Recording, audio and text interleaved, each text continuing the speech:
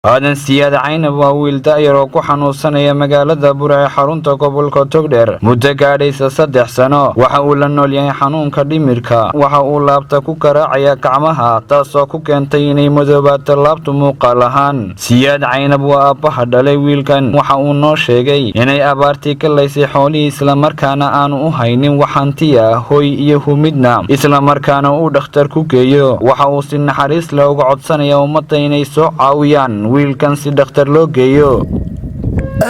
markii horena waxaan ahaa nin oday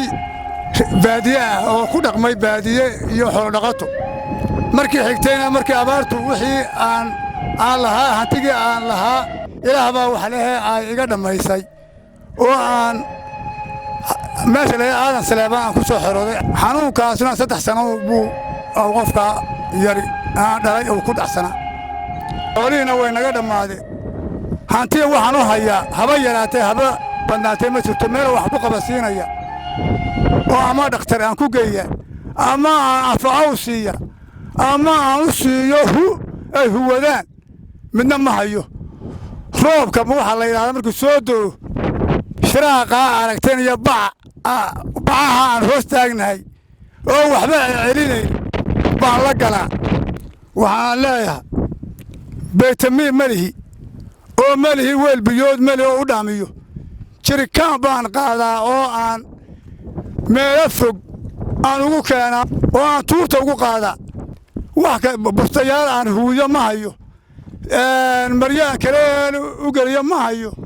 wax dhakhtar aan ku mariyo ma hayo waana istilayaa qofkaas yari oo haddii wax laga qaban dee noloshii buu isku dilay nabarada waa aragtaan feeraha wuu isku dhuftay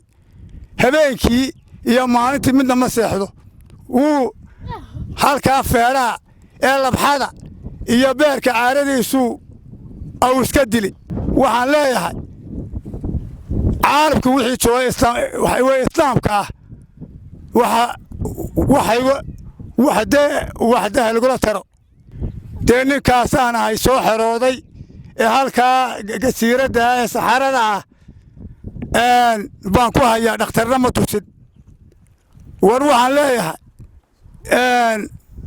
dee islaamku waxda igula taro ومهد إبراهيم آدن مهد صومني كالسن TV برعو